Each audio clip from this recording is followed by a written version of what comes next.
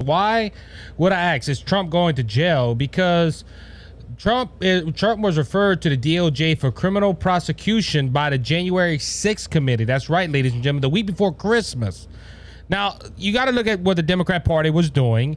They, especially the January 6th committee, if everything goes according to plan, according to the Republican Party, the January 6th committee is gone. So they had to hurry up and wrap this thing up. They've been lollygagging it and longing it as long as they could, because they want Trump in the media as a bad man. And this is the whole purpose of the January 6th committee. Every time they come out and say, we got brand new evidence that is gonna indict Trump and that we're gonna put Trump behind bars. I'm gonna show you that Trump, yes, that evil old orange man, caused January 6th.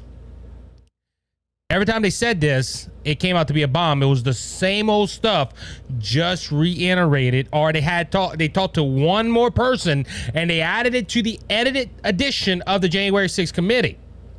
So if you look at this January 6th committee was, from the jump, in my opinion, was to bash Trump. There was no looking for the truth. There was no looking for anything that would prove that Donald Trump did or did not. Now, if this was a truly bipartisan committee, I probably would have held it to a high standard. But when Nancy Pelosi kicked off Jim Jordan and Jim Banks, I was like, nope, this is, and well, it even cemented it. Let's just say when she did that to Jim Jordan, she built the frames, and when the concrete that went into the frame was her getting Adam Kinzinger and Liz Cheney on there, and you looked at it, all 9 of these committee members impeached Donald Trump. So, was this a true bipartisan great? No, everybody on this committee was out to get Donald Trump, including Liz Cheney and Adam Kinzinger. Why? Because Donald Trump called them out. But so they went ahead and they referred the DOJ to prosecute Donald Trump. All this January 6th committee, no surprise, all voted to go ahead and refer these charges to Donald Trump.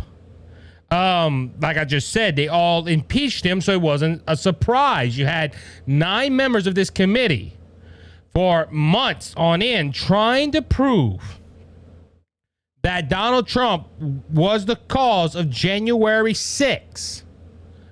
And they all voted unanimously to refer these charges to him. Well, like I said, it was no surprise. I watched it.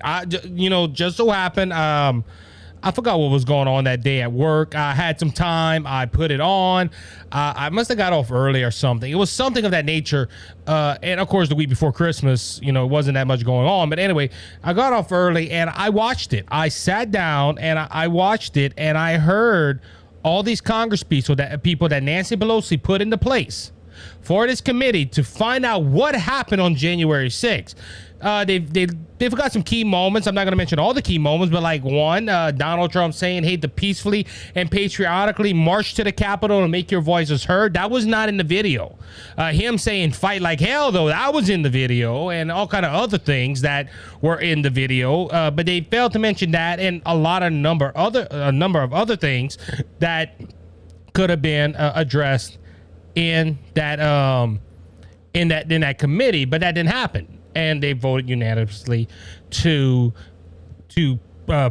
refer charges to the DOJ. Now, to ask the question, since that has happened, is Donald Trump going to jail? Because this committee said Donald Trump did it. Donald Trump went ahead and caused the insurrection on January 6th. He's the one that told his followers to come to Washington. His followers came, and we have 18 minutes of nothing of Donald Trump, and Donald Trump didn't say nothing. And if you have all these text messages and emails, we have proven that Donald Trump should go to jail.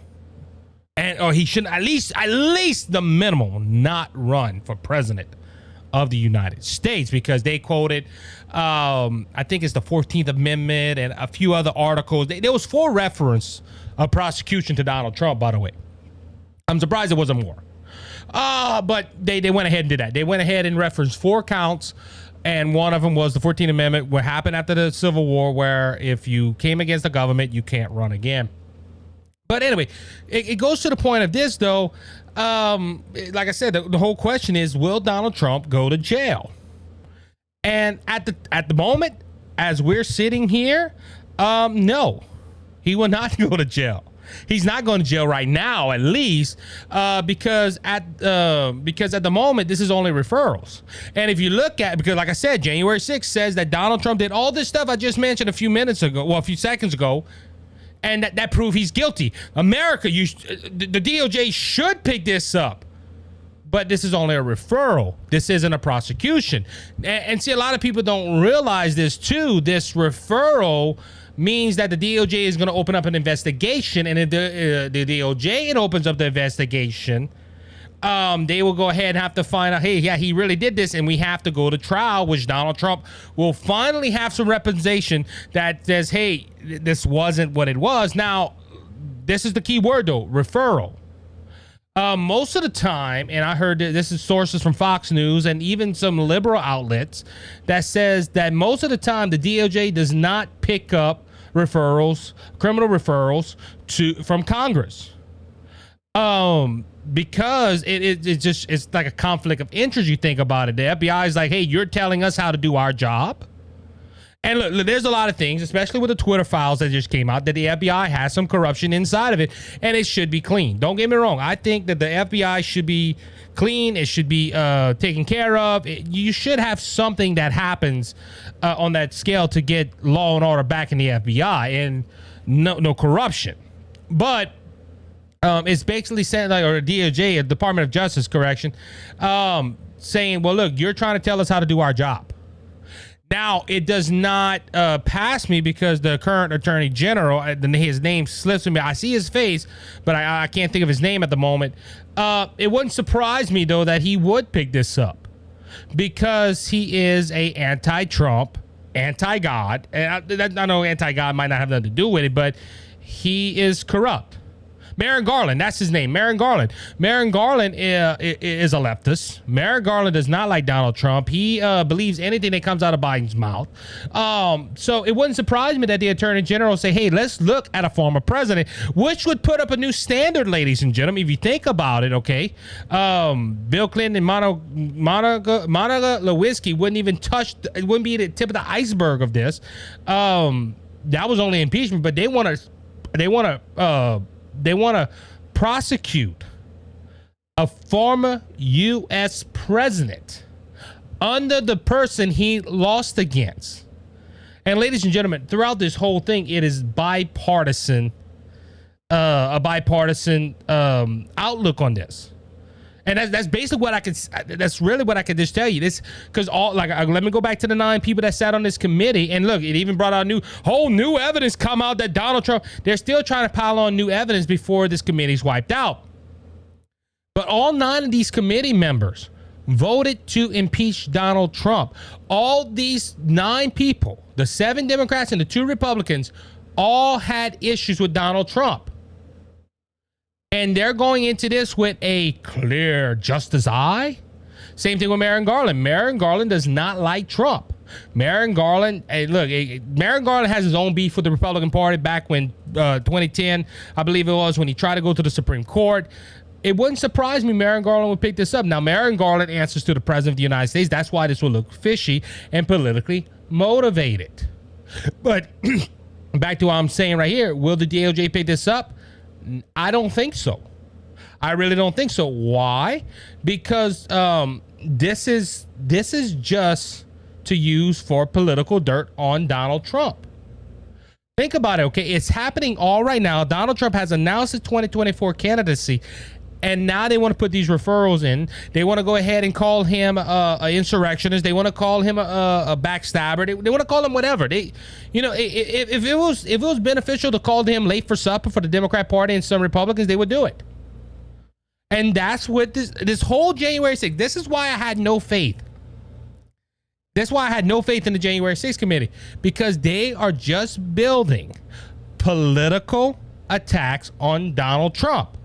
Because, ladies and gentlemen, even if the DOJ does not pick this up and this lingers, is beneficial. January 6th committee goes ahead and prosecutes Donald Trump, the man that wants to be president of the United States. That don't really sound too nice. And I think this is why this whole January 6th committee was a political, partisanistic committee to stop Donald Trump from running in 2024. Ladies and gentlemen, and look, don't get me wrong. The Democrat, like I said, I referred to this through a little while. The January 6th committee is running out of time. The Democrats are running out of time.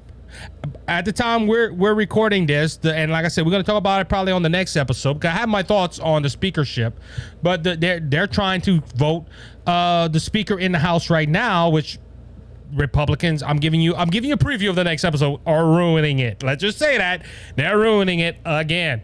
You put Republicans in a house with two breads and a ham and say make a ham sandwich, they will do every other way than the correct way. I'm just being blunt. But anyway, I'm chasing rabbits. Sorry.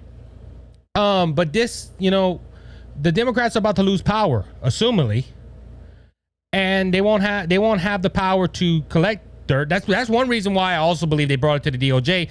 Since they put it to referral, the DOJ can go ahead and keep on collecting evidence of an insurrection while this committee sleeps, and they just pass the torch on to Merrick Garland and the DOJ. But this is all about political dirt, ladies and gentlemen. This is all it's about. This is why also this week that the Democrats released President Donald Trump's tax returns. Ladies and gentlemen, this man was always audited by the IRS. He was never accused of tax evasion, tax fraud, or anything. He used government assistance to help him not pay taxes. And that's what the point people want. And like I said, it's all about political dirt. They want American people to think that Donald Trump did not pay his taxes, which makes him a bad American. And because so he wants to go ahead and be president of the United States, that's going to make him a bad president, when in reality, 3 of the 4 years that Donald Trump was in office, he did a great job at it. But this is why they released his tax return. This is why all this is happening right now. Look, the Democrats weren't about to release this when they get out of power in January. Well, this January. But Trump did nothing wrong, ladies and gentlemen. Trump did nothing wrong with his tax paperwork. This is only from 2016 to 2021.